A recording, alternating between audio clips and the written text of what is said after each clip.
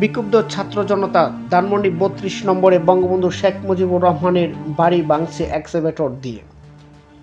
এর আগে বাড়িটিতে জড়ো হয়ে ভাঙচুর করে আগুন দেওয়া হয়। রাত ১১টার দিকে বাড়িটির সামনে আনা হয় ক্রেন এবং রাত ১১:১৫টার দিক থেকে বাড়িটি ভাঙার চেষ্টা শুরু হয়। এতে কাজ না হওয়ায় আনা হয় এক্সকাভেটর। ফেসবুকে ঘোষিত বোলডোজার মিছিল কর্মসূচিকে কেন্দ্র করে আজ বুধবার সন্ধ্যা ৭:৩০টার দিকে তারা ধানমন্ডি ৩২ নম্বরে জড়ো হন। সরেজমিনে দেখা যায় রাত ৮টা ৫ মিনিটে ছাত্র জনতা ধানমন্ডি ৩২ নম্বরের বাড়িটির ভেতরে ঢুকে যায় এবং ভাঙচুর শুরু করে। ঢাকা মহানগর পুলিশের অতিরিক্ত কমিশনার এস.এন. নজরুল ইসলাম জানান, ওই ধরনের কর্মসূচি সম্পর্কে আমরা অবগত ছিলাম না।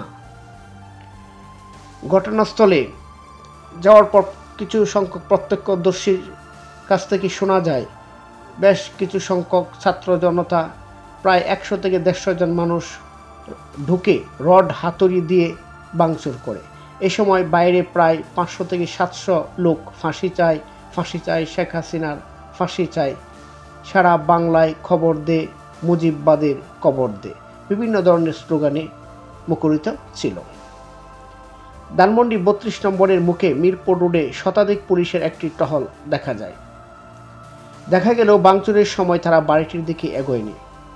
সন্ধ্যা ৭টার দিকে ডিএমপির রমনা বিভাগের উপকমিশনার মাসুদ আলম জানান, শেখ হাসিনার ভাষণকে কেন্দ্র করে ফেসবুকে এই কর্মসূচির ডাক দেওয়া হয়। তার ভাষণকে কেন্দ্র করে বিকেলে ধানমন্ডির ৩২ নম্বরের বাড়িটি গুড়িয়ে দেওয়ার হুঁশিয়ারি দিয়ে ফেসবুকে একটি পোস্ট ইনকিলাব মঞ্চের আহ্বায়ক ও জাতীয় নাগরিক কমিটির সদস্য শরীফ ওসমান হাদি।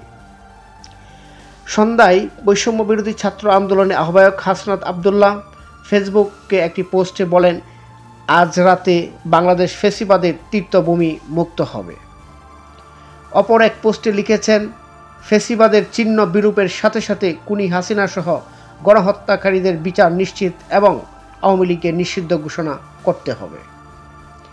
ছাত্র জনতার অভ্যুত্থানের মুখে গত ৫ বছরের ৫ আগস্ট ক্ষমতাচ্যুত হয়ে ভারতে পালিয়ে যান শেখ হাসিনা।